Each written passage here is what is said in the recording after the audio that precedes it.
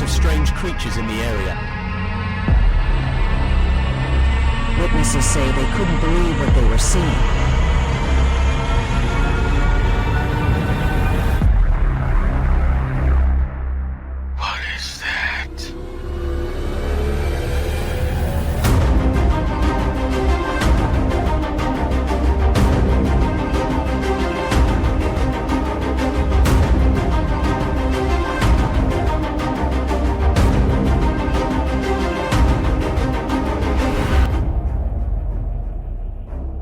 Welcome, beloved fofers, doubters, naysayers, non-believers, and skeptics. Welcome to Paranormal Fable Effect. I am Victor Trevino, joined by my co-host and beautiful wife, Tammy. We are your humble guides to tales of alleged hoaxes, unbelievable stories, and the overall strange. Sweet. If you want to be on the show, send us an email at pfableoreffect@proton.me. Our Facebook, YouTube, the rules, and the rules for debunkers are in the show notes. Like, give a good review, hit that notification bell, and for the love of all that's holy, subscribe. Our appreciation goes out to our veterans, our troops, and our first responders. God be with you and yours. We're going to be talking about the Shroud of Turin. Nice. It was first documented in 1354. I didn't know this part about it. When a French knight, a Geoffroy de Charny, presented it to a church in Liry, France, claiming it was Jesus' burial cloth.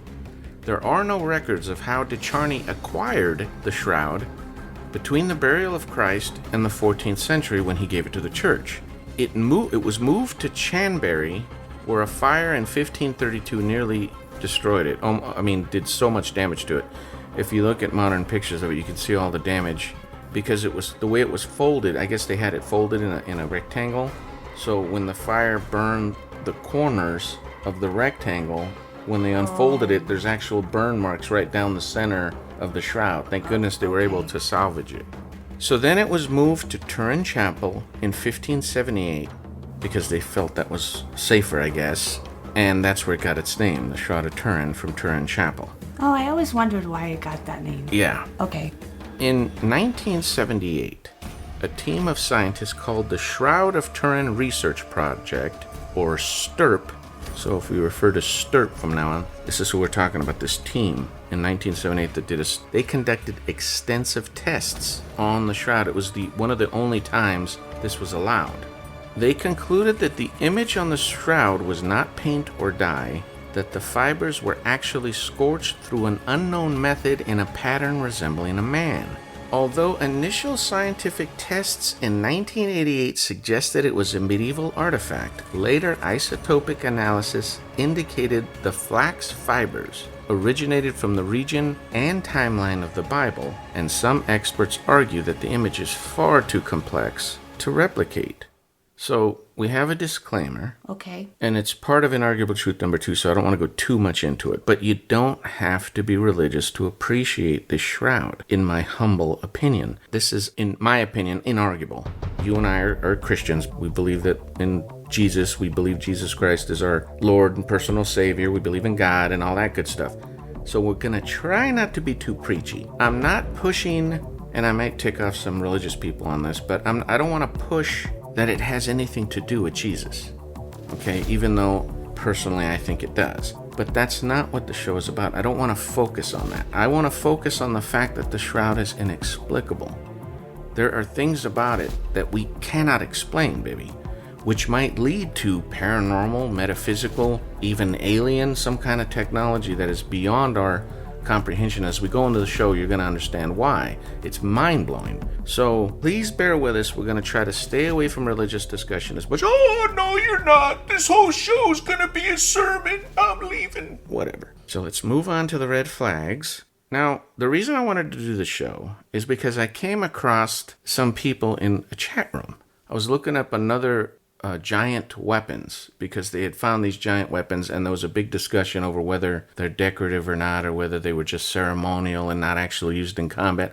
I think I actually talked about this on another show, and they actually tested one of these swords that was supposedly belonged to this giant, and it was used in combat. There's battle marks and battle scars and traces of blood on it. So it was used in war. So somebody wielded this massive sword. But anyway, I don't want to get going off on a tangent. As I'm looking at that discussion, I think it was on a Reddit, there's these other people talking about the Shroud of Turin. And one guy is making all these claims, and people are like, no. So I started looking at it, and I'm like, that can't be right. So I started doing research on the Shroud of Turin, baby, and my mind was completely blown away. Because I had thought it was proven to be from the Middle Ages.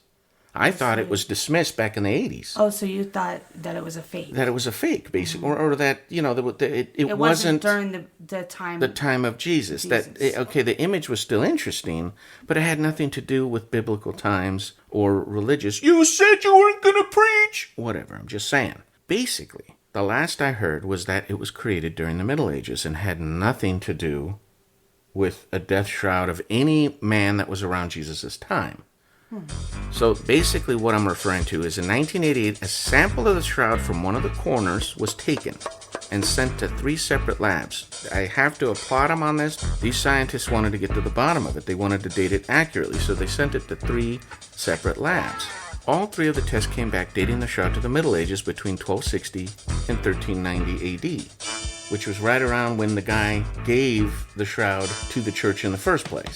So they assumed that he had something to do with it being fake and not being from the time he claimed it was, right? And after that, the shroud was just labeled a fake. So that was it. I just, I'd seen other stuff on it, but I never really paid attention, because I'm like, it's interesting, but it's not as interesting as it would be if it was from those times, because of course we're religious or whatever. But anyway. So, one of the guys from Stirp, his name was Raymond Rogers, he finally, after years, obtained leftover threads from the sample taken in 1988. Fibers from the sample were chemically different from the fibers of the rest of the shroud, which was like, what? So, under a microscope, the sample fibers were found to be coated with a plant gum and interwoven with cotton fibers, but the rest of the shroud is pure linen. Now, I had to look up what linen was, because he's like, I thought linen was cloth. It's not. It's flax plant fibers. Oh, okay. Oh, yeah. So a completely different plant, basically, is what we're talking about. Well, the sample they took from the shroud had cotton mixed into it, whereas the rest of it didn't. He also found residue of some type of dye, so they basically dyed it to match the same color tone. Oh, so they patched it up. They patched it and dyed it to match the rest of the shroud. Expertly so, baby, because you couldn't even tell. Wow. I mean, it was interwoven in there. They must have taken that they could have done that back then, huh? Yeah. The amount of work they put into it to make it look basically flawless, literally seamless. But anyway, so this meant, because I heard this argument before. I heard that argument that, they took the test from where it was, where damage was repaired and they had patched it. And I'm like, oh, that's kind of a lame defense, right? If you're trying to say, especially since the church refuses to allow anybody else to do any further damage. Right, to the product. The relic. To take any more samples, right. So I'm like, oh, that's kind of a weak argument, but not so. As I read on and continued my cursory research, they found that it was from an expertly crafted patch that was reweaved into the original shroud. Now, they knew the shroud had been patched. I mean, they all knew that because it had been damaged in the fire. They all knew this. This is all documented and everything. But now they had scientific proof that the patchwork was from the corners and the outer edges as the record showed. Because when he compared that sample from 1988 to the samples of the rest of the shroud, it doesn't match.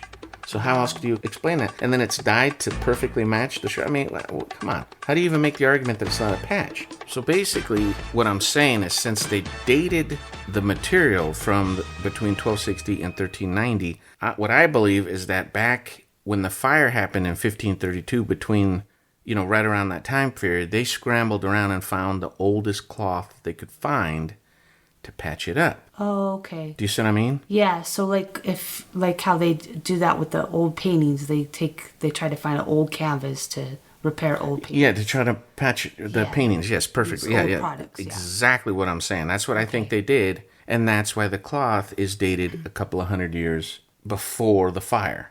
Okay. Do you see what I mean? Yeah. Because at the time of the fire, when they wanted to patch it, they had to search for the Right. oldest cloth to Okay. try to match it. And then they still had to dye it with some kind of a light dye in order to match it perfectly to the shroud, because you can't tell it's patched. I mean, they did an expert job. Wow.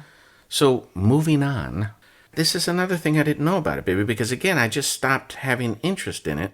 Since then, since basically 1988, multiple tests, and I'm talking about dozens, by newer non-invasive tech like vibrational spectroscopy and X-ray analysis, basically to date the main body of the shroud, which has shown a date consistently across the board as right around 2,000 years old, Wow. which would be back in the 1st century, which is right around the time that they're saying this thing would have been around if indeed it was Jesus on the cloth, right?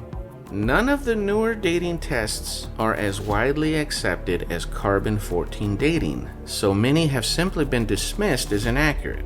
Of course, we know carbon-14 dating isn't exactly accurate either. Right. But it's the one that everybody relies on. Unfortunately, to do carbon-14 dating, you have to take a piece out of the shroud, and that's why the church won't allow it. Right. But all of the rest of these tests were consistent, baby.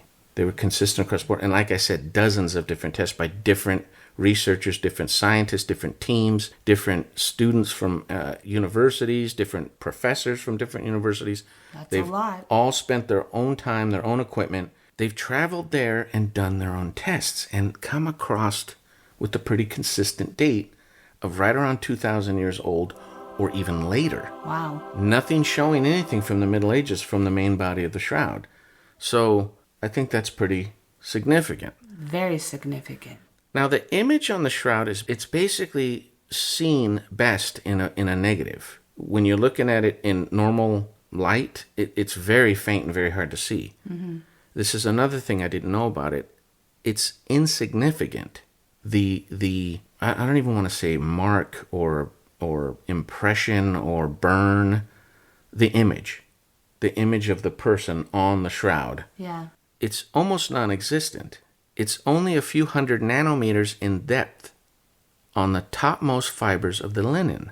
Now, to put that in perspective, a human hair is about 80,000 nanometers thick. Oh, wow. So it's like barely on the surface, just barely. Just a hair. Less than a hair. Yeah, less than a hair. Which is mind-blowing to me. That is mind-blowing. The fibers of the linen, and this is the newest tests that have been done by examining it with all the, cutting edge imagery and microscopes and scans and everything else that we have available today.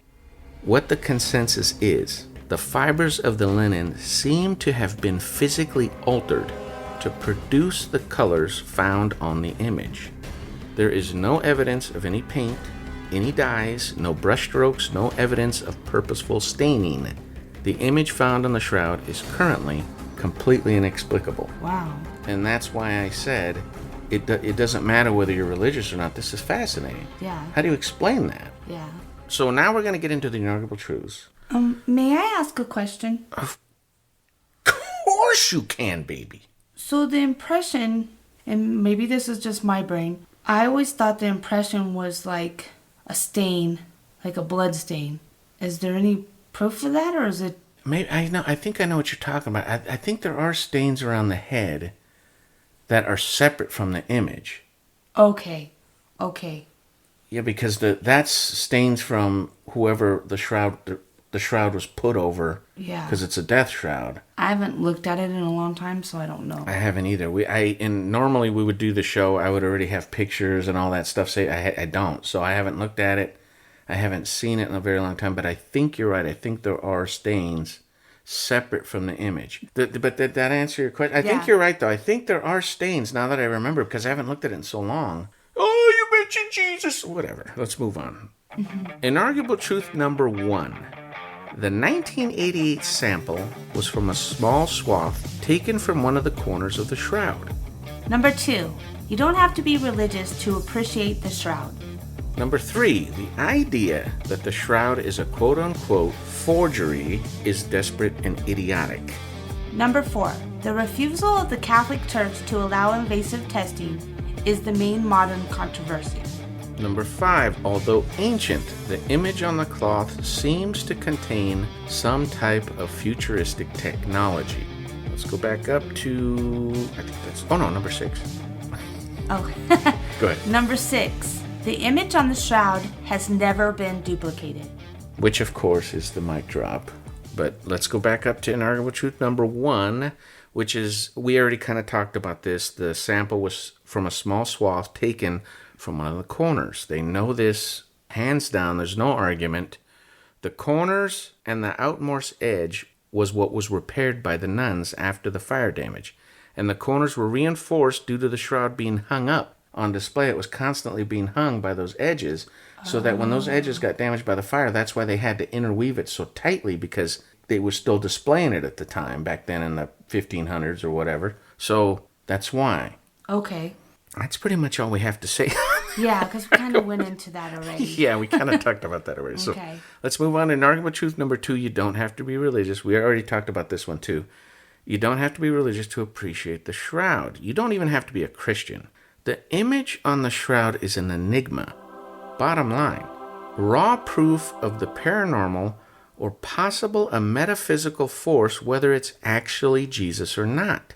So even if you are a religious person that doesn't particularly believe in Jesus or support the idea of Jesus or whatever, you're a different religion from across the world or whatever, this is still something that is fundamentally, absolutely mind-blowing. Well, and I don't know about you, but I've always appreciated old art and old relics because it's the history of us. It's the history of human beings. It's fascinating. So, you're right. You don't have to. It's over 700 years old, this shroud. Yeah. So that's Yeah, it's hello. fascinating.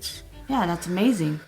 So let's move on to number 3. The idea that the shroud is a forgery is desperate and idiotic. And this is more because there are debunkers in this. Because in reality, baby, there is no controversy. When you look at all the testing that's been done for the dating, you have one carbon-14 test that was conducted compared to dozens of others. Okay. The one single carbon-14 test that was done has already been proven that they took it from a patch. So it wasn't accurate. Right. Yet still, unless we can do another carbon-14 dating test, we don't want to hear it. They're basically holding out. There is no controversy in reality because they're just buffoons. And they're probably debunkers and they're paid to do it, so they don't want to admit that it's from the time that the knight that gave it to the church said it was from. Period. Hands down, that's it. There's no argument. Yeah, I have another question. Go ahead. So are they doubting the equipment that's being used, or are they just doubting the relic? They're doubting the relic. Okay. And they're being dismissive, and their, in my opinion, lame argument is, well, those tests aren't accepted as highly as the carbon-14. So if we can't have our carbon-14 test, we don't want to see all the other results. Even though the carbon-14 test that we did conduct was inaccurate. We know it was inaccurate. It's been proven inaccurate. So it's kind of like, oh, you didn't see that animal in the forest because you just didn't see it. Right. Even though you live here and you've seen that animal. No evidence needed. Okay. Lead by proclamation. Yeah. It's debunking. Yeah, it's debunking. Here's the other thing that blows my mind. It would be like trying to date a dam or a bridge, right? Yeah. And let's say there's like a piece missing from it, so they patched it up. Of course. So you go over there and you take a sample of the patch, and they're like, oh, no, I think that was a patch that you just took. Well, that's just what we're testing. Oh, and magically, it's from this time. Well, you know it's not from this time. Yeah. It's not because it's an ancient bridge. Yeah. And us saying, oh, nope, the test said it's from this time. That means the bridge is fake. That's it. And we cross arms and that's it. Yeah. We don't want to hear it. We don't want any arguments. That's it. Test is in. That's the results. And it's weak, and it's desperate, and it's idiotic. And that's why I put the inarguable truth. Here's another thing, and this is going into how the shroud was discovered. There was an Italian photographer named Secondo Pia. He first photographed the cloth in 1898, revealing the apparent faint image was a clear and positive photographic image when viewed from the developed negative. Pia's discovery that the cloth contained a photographic-like image, which was a negative image of a man when viewed directly, was made during the development of his photographs. So he found it by accident. So if you're going to argue that the knight forged it, he forged it to a point to where we had to mistakenly stumble upon its discovery? Yeah. Also, how could someone from the Middle Ages forge something like this without any knowledge of photographs or film? A time traveler. Apparently. But there are doubters, debunkers they're said to be skeptics or of scientific mind. They're debunkers or they're cynics. It irritates me because they're completely ignoring evidence again. Yeah. Because when you really think about it, it doesn't make any sense. How could he possibly forge something without any knowledge of negatives or any photograph or anything like that? How could they forge this image, clearly seen as a photographic image, through a means that we can't even explain today? Yeah, I don't know. That is one heck of a forgery. Yeah, that is. Do you see what I'm saying? How do you even begin to make that argument? Yeah. That's why if you hear anybody saying, well, it was a known forgery, they don't know what they're talking about. I'm telling you right now. So let's move on to number 4. The refusal of the Catholic Church to allow invasive testing is the main modern controversy. If the Church allowed another sample to be taken for carbon-14 dating, this quote-unquote controversy would be put to rest. The shroud is very old and they wish to preserve it. And I completely agree with them. Just because they don't get to have their way and they're trying to hold out and they want to do more damage to the shroud by doing their precious little carbon-14 testing, and the church is like, no. Also, I think it's the stance of the church. I think some spokesman from the church actually said something along the lines of allowing the naysayers to take yet another sample and further damage this priceless artifact would not necessarily change anyone's mind. Exactly. And I put in parentheses, especially the debunkers, because they don't care. They don't care. Evidence be damned. They don't care what evidence you put forward. They're there to try to make sure that everybody thinks it's a fake, and that's it. They're after the headlines. They're after all these. I'd rather have the controversy than I'd rather have the preservation of it than the controversy. You know what I mean? Let it be a controversy. Right. That's how they feel. Yeah. Why are we going to further damage this thing? Exactly. When no matter how many samples you take off of it, it's not going to be enough, is basically what they're saying. You're always going to have a problem with it, and even if it's dated back then, well, that doesn't prove it's an image of Jesus. Well, that's just how the world is today, because they want it that way. They want it that way, exactly. So we covered that one enough. Let's move on. Inarguable truth number 5. Although ancient, the image on the cloth seems to contain some type of futuristic technology. This one is out there, baby, and this is what blew my mind. And I had no idea this happened. I looked this up in my research. In the 1970s, students of a nearby Air Force academy, I guess in Europe, used what was called a VP8 image analyzer on a photograph of the shroud, just a photograph of it. The VP8 image analyzer was a device used by NASA to map surfaces of planets. So it's like a topographical scanning, some type of image analyzer piece of equipment and this is back in the 70s.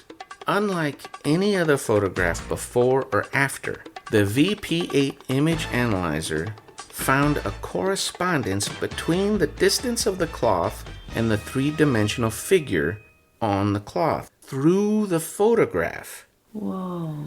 The students were then able to create an accurate three-dimensional relief from the two-dimensional photo. No other photograph, illustration, or painting ever scanned by the VP8 since were found to contain this type of detailed spatial data. Okay, what's that mean? I gotta get settled in for this one. Basically what we're looking at is they can take any photo and scan it with this VP8 analyzer, this topographical scanner, and they don't get any results. But yet any photograph of the shroud, somehow the data from that image on the shroud is somehow transferred to whatever photograph they take of it. Wow. So that when they scan it with very sophisticated and very delicate, very intricate equipment, they can actually pick up data from it. That is not found in any other type of photography or any imagery. So I didn't know what spatial data was. Right, what is that? It's basically, we'll go into that here in the next one, because I want to go to the next, move on. But basically what I want you to take from this first point is that the shroud, when photographed, is somehow able to manipulate the photograph or effect in some unknown means photographs so that we can detect stuff from the photograph. What you're talking about, a three-dimensional relief, baby, it would look like you know how the maps show the valleys and and the little mountains and stuff. Okay. That's what they're talking about, a 3D relief of the figure on the shroud. The VP8 image analyzer actually was able to print that out. Wow. Simply from the photograph. Mind-blowing, right? Yeah. And then when they wanted to double check and double test, and they sent dozens of photographs, illustrations, paintings, everything they could get their hands on, and fed it through this VP8 image analyzer and could not get the same results. Wow. So it's just the photographs of the shroud, which is just mind-blowing, isn't it? Yeah.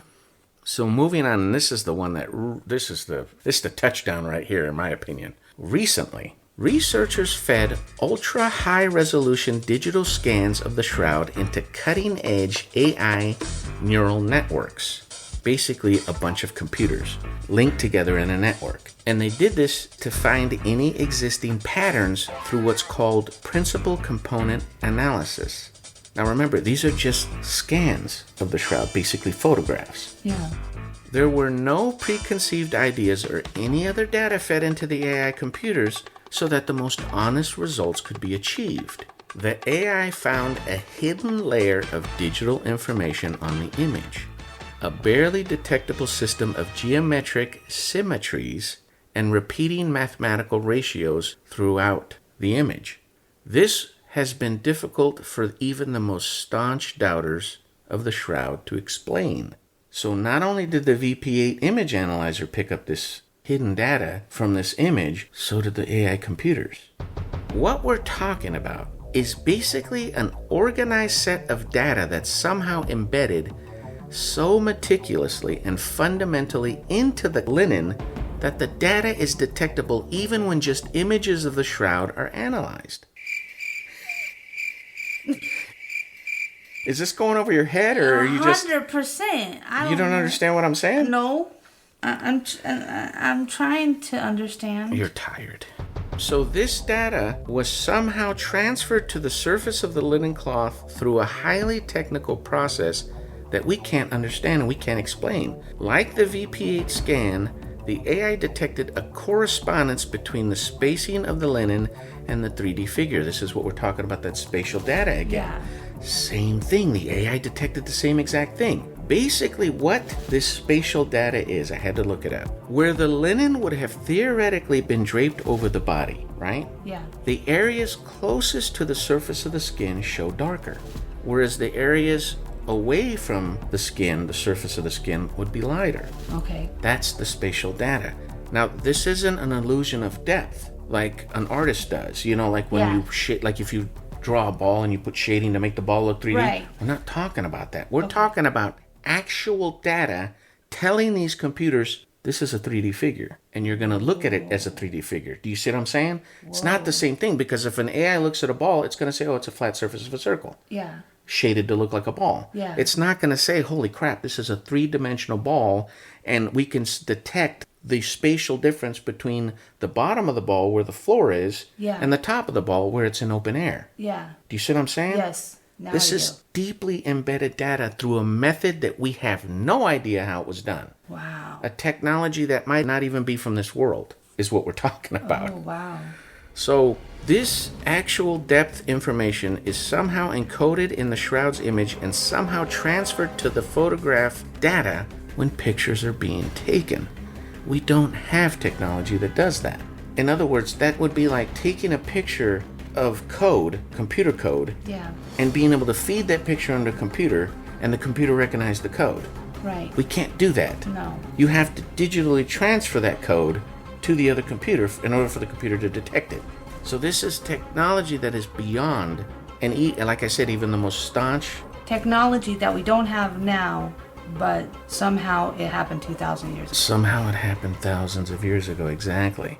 Wow. That is mind-blowing. Yeah. So again, whether we're talking about actual Jesus, if we're talking about actual God, oh, I knew you were going to start preaching. It doesn't matter. This is stuff that is so mind-blowing and interesting. Yeah. You don't have to be religious to appreciate this. Right. So let's move on to the last, final and arguable truth. We're at the finish line. Number 6, the image on the shroud has never been duplicated. Mic drop. That's it. Yeah. I don't care about where it's dated from. I don't care what your excuse is. Carbon-14 dating. It's not Jesus. It's not Jesus. It's not Jesus. Whatever your lame argument is. We cannot duplicate the effect that put that image on the shroud. There was an Italian scientist named Luigi Garlascelli who claimed he successfully duplicated the shroud back in 2009. He only used medieval materials and techniques. His findings were completely shut down and completely shot out of the air by not only the skeptics but also proponents of the shroud. They were just like, it's not even close. What are you talking about? You know, he was grabbing headlines, I guess, because it wasn't even close. Right. They have tried placing linen over hot statues to try to burn it into the linen. Okay. They have tried dust transfer. They have tried radiation and even acid etching to try and duplicate the image on the shroud. It has never been replicated. Wow. So there you go. Mm-hmm. Whether you think it's Jesus, whether you think it's not Jesus, whether you think it's from the Middle Ages, the image alone is enough to say, forget all that. Right. Let's talk about what's on the shroud. Stop fiddling around in the weeds with your lame quote-unquote controversies, and let's try to explain what's going on here. Right. How do you even begin to explain being able to take a picture of something, running it through delicate software, and having that software pick up data that we can't find, and it's just a sheet of paper, baby? We're talking about pictures. Yeah. That's crazy. That's nuts when you think about it. How do you even begin to explain that? I don't know. So, that pretty much does it, baby. Okay. Because that was the mic drop. If we can't replicate it today, and somehow they did it thousands of years ago, in my opinion, that's enough. Right there. You got to drop all of your pretenses, all of your judgments, all of your preconceived notions, and dig in, man. So, in conclusion, baby, what do you think about the Shroud of Turin now? I think it's a miracle. I think if there's something, I don't know. I'm just wow. I'm really, with all your research and everything, and the more you talked about it, I was like, I didn't have anything to respond. It's just. Did most of what I was talking about go over your head? I think it went over your head. Well, some of the big words went over my head until you explained it. Sorry, everybody. She had to wake up to do the show. She was half asleep. So, but it's fascinating because all this technology today can't figure something out that happened thousands of years ago. Absolutely mind-blowing. And this should be on every headline that hurts across. My head. This should be on every headline all over the world. It hurts my head thinking this about was it. recently done. This was recently done within the last couple of months. Really? And you don't see it because, again, we got the fake news and we got the debunkers, or us, skeptics are us, that are found around the world, and they're paid to oppress this kind of stuff. They're paid to squash these stories, and we never even heard of this. How sad is that? Yeah, this should be front page news, baby. I mean, this is unbelievable. Yeah. Yeah, no, nothing to see here, folks. Move along. Yeah, look over there. Yeah, look over there. Because that's what they want. Yeah. I wanted to talk about my conclusion since I think you're done, right? Yeah, I'm done. You just don't know. That's your conclusion. I have no idea. I have no idea. I found another thing fascinating. Oh, you're going to get preachy. A little bit. This is a little bit preachy. And I don't mean to be. But it's just, I want to throw it out there because I think it's good food for thought. Because I think there's a lot of people that are wondering about this kind of stuff. And this is just something that I ran into. Most people think that science and religion are at odds. Not to me. I completely look at it differently. To me, one day we're going to prove religion through science. I'm absolutely convinced of it. It's already happening now. Nice. Basically what I saw, and I don't remember where I saw it, but there was some kind of convention of the top mathematicians from around the world. So these are the top brains in math that gather at some summit somewhere, and the number one person, the number one dude, is talking to the rest of these mathematicians and saying something along the lines of, well, all of the mathematical laws that we have found so far that we're talking about and that we're studying, We discovered them. We didn't invent them. The room went silent. Everybody's like, that's true. We discovered them. We didn't invent them. They were already there. Who did? So who invented them? Who did? That was his question. What he is saying is that these mathematical laws are found throughout the world in nature. They're found in stone. They're found in crystals. They're found in ice. They're found in water. They're found in flowers, plants. Wow. These geometric symmetries. Yeah. It's insane when you think about it. And that's what he's talking about. He's saying that these mathematical laws were already there, and we just tripped over them and said, oh, look at this, and started studying them. So who invented these mathematical laws? I don't know if he's claiming that it's some higher power. I don't know. It's just something to think about. Mm-hmm. Food for thought. And that's where I wanted to leave my conclusion. I believe all of this is something of a higher power, whether you want to think it's God, Orthodox, whatever. Oh, you're going to do a sermon. Whatever. I'm just saying. Whatever you want to think it is, if it's aliens, whatever. I don't care. Allah, Krishna, whoever. This is a higher power of something that we don't understand and that we're barely beginning to grasp. And as science advances, we're just slowly running into things, and some of the top minds in the world are going, wait a minute here. Something is involved that is beyond us. Yeah. And that's where I wanted to leave. I love your conclusion. Who invented it? And who invented this shroud? Who invented it? Who invented the... No, who invented it? Yeah.